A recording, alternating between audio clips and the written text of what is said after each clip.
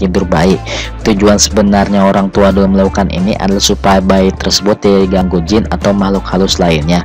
Banyak orang zaman sekarang yang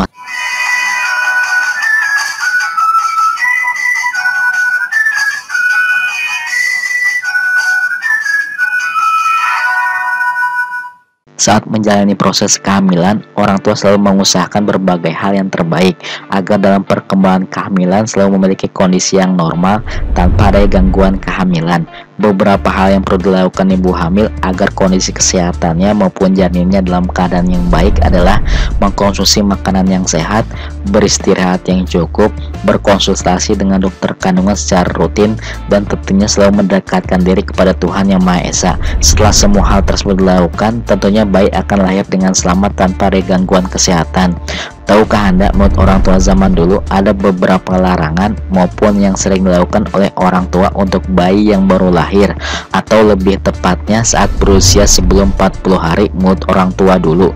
Untuk itu, pada kesempatan kali ini saya akan berusaha menjelaskannya kepada Anda semua.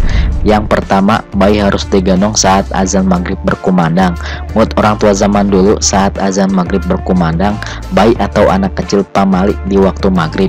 Karena di waktu maghrib tersebut bisa bikin anak kecil rewel seharian kalau tidak digendong, sehingga banyak orang tua zaman dulu yang menggendong anaknya saat maghrib tiba.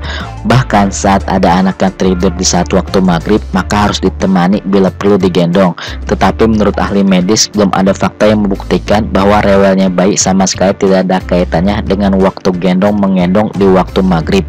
Mungkin orang tua zaman dulu memberikan perintah ini agar anak tersebut tidak diganggu oleh makhluk halus ataupun yang lainnya.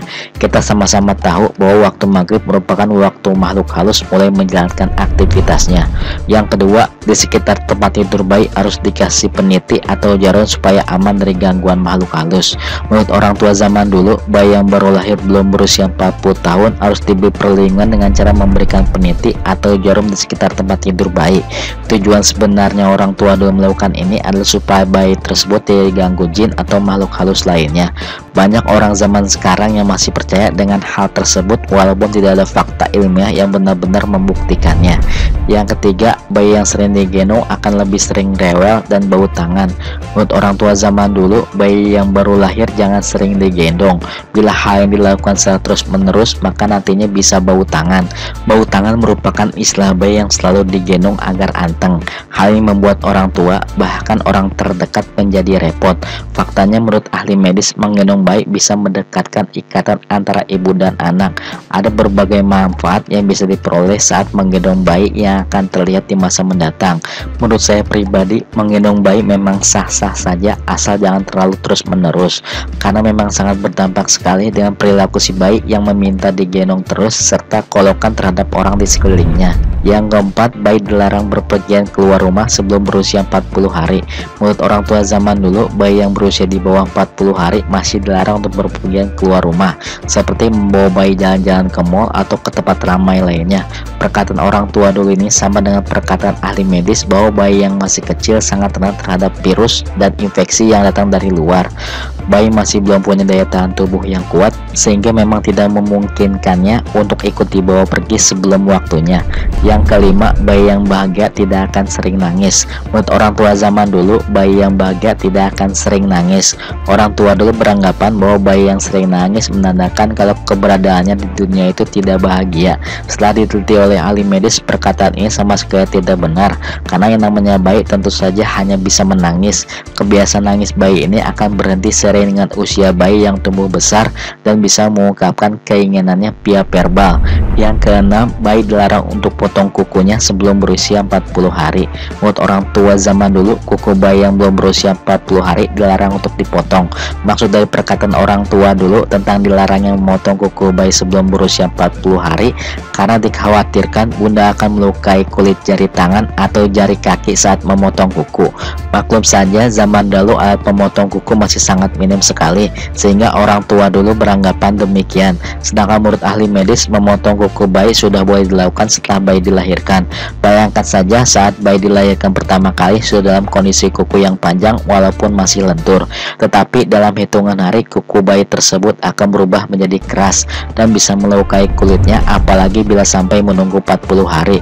Untuk itu, Bunda dapat memotong kuku bayi yang baru lahir tersebut dengan mengelupas lembut ujung kukunya menggunakan jari Bunda sendiri, atau Bunda juga bisa menggunakan gunting kuku khusus bayi yang ujungnya bundar sehingga aman untuk si kecil. Jangan sampai kuku tersebut dibiarkan panjang, karena justru akan melukai kulit si kecil yang masih sangat lembut dan sensitif, yang bisa melukai wajah bahkan kornea mata, karena tangan bayi sering merontak dan menggosok wajahnya kala mengantuk atau menangis. Yang ketujuh, bayi dilarang potong rambut sebelum berusia 40 hari. Menurut orang tua zaman dulu, bayi yang belum berusia 40 hari dilarang untuk memotong rambut. Hal ini dikhawatirkan karena usia bayi yang masih sangat kecil, sehingga ditakutkan alat untuk memotong rambut si kecil melukai kulit kepalanya. Wajar saja orang tua dulu mengatakan hal tersebut karena dulu memang masih terbatas sekali alat untuk memotong rambut untuk si kecil. Belum lagi bayi yang masih sangat kecil sangat rentan terhadap virus dan infeksi yang datang dari luar, sehingga ditakutkan dengan membawa bayi kita ke tukang pangkas rambut akan rentan terhadap serangan virus dan infeksi yang datang dari luar. Ada mitos lainnya mengatakan bahwa mencukur rambut bayi sampai habis agar tumbuh lebat dan hitam, padahal tebal tipisnya rambut sangat dipengaruhi faktor genetik.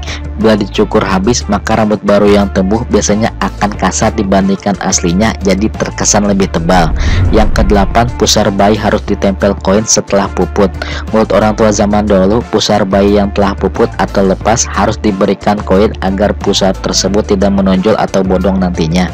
Padahal faktanya otot dinding bayi masih lemah, sehingga saat bayi menangis akan membuat perut dan pusarnya menonjol, sehingga jangan terburu-buru panik dan menganggap si kecil akan memiliki pusar bodong. Menurut ahli medis, menutup pusar bayi dengan koin tidak menjamin dapat mencegah pusar bayi yang bodong menjadi normal. Malahan cara ini akan menyebabkan infeksi bila salah dalam penggunaannya, seperti tidak menggunakan kaca steril sehingga koin tersebut langsung mengenai dengan pusar bayi. Yang kesembilan, bayi harus dibodong kencang agar kaki tidak bengkok atau berbentuk O. Menurut orang tua zaman dulu, bayi harus dibedong agar kaki tidak bengkok atau berbentuk letter O. Menurut ahli medis, tidak ada hubungannya membendong bayi dengan pembentukan tulang kaki. Bahkan dengan membendong bayi yang terlalu kencang dapat menghambat perkembangan motorik bayi, karena tangan dan kakinya tidak mendapatkan kesempatan bergerak. Pada kenyataannya, semua kaki bayi memang bengkok dari awal kelahirannya, karena memang terkait posisi di dalam rahim bunda. Seiring menguatnya tulang, maka pembentukan kaki akan menguat dengan sendirinya. Jika memang Anda berkenan untuk tetap dibendong, sebaiknya hanya dilakukan setelah bayi dimandikan atau dikala cuaca dingin. Tujuan sebenarnya dibendong adalah lebih untuk menjaga bayi dari udara dingin. Pemakaiannya pun sebaiknya longgar, bukan dengan dibungkus secara kencang. Yang ke-10, hidung bayi bisa mancung dengan cara ditarik. Ini merupakan hal yang sangat aneh dan menarik yang semua orang sudah pasti tahu. Menurut orang zaman dahulu, bila bayinya ingin mancung maka harus rajin menarik hidungnya, bahkan sampai merah. Padahal faktanya menurut ahli medis, kemancungan hidung bayi dipengaruhi oleh faktor genetiknya. Menarik-narik hidung bayi tidak akan membuat tulang hidung si kecil menjadi lebih tinggi, bahkan dapat menyebabkan bayi merasa tidak nyaman. Yang ke-11, bayi baru lahir boleh diberi pisang. Menurut orang tua zaman dulu, bayi yang baru lahir boleh diberi pisang. Hal ini karena pisang yang memiliki bentuk yang lembut sehingga aman untuk bayi. Padahal faktanya memberikan makanan pendamping ASI atau UMPASI terlalu dini akan membahayakan untuk pencernaan bayi yang dapat menyebabkan impagiasi atau intussusepsi. Ini adalah kondisi yang membuat suatu segmen usus masuk ke dalam bagian usus lainnya. Jika tidak sekali ditangani dapat menyebabkan kematian. Untuk itu, bayi hanya boleh diberikan ASI eksklusif dari bayi baru lahir hingga berusia 6 bulan. Yang ke-12, pakai gurita. Menurut orang tua zaman dahulu, bayi yang memakai gurita dapat mencegahnya mengalami perut kembung. Padahal faktanya menurut ahli medis bahwa organ dalam tubuh bayi justru akan kekurangan oksigen jika bayi memakai gurita. Bagi Anda yang memakaikan gurita pada anak Anda, sebaiknya diatur kembali kekencangan dalam pemakaiannya. Walaupun menurut ahli medis tidak baik, tetapi bila kita melakukannya dengan cara yang benar, tentu akan berdampak baik untuk si kecil. Yang ke-13, memberikan madu pada bibir bayi agar merah. Menurut orang tua zaman dahulu, memberikan madu kepada bibir bayi akan berakibat bibir yang merah merona ketika sudah besar nantinya. Pada menurut ahli kesehatan, memberikan madu kepada bayi bisa berdampak signifikan kepada kesehatannya. Mengenai pemberian pemberian madu pada bayi ini sudah saya jelaskan pada video sebelumnya. Silahkan Anda cek pada video saya sebelumnya pada thumbnail berikut ini atau pada kolom deskripsi di bawah.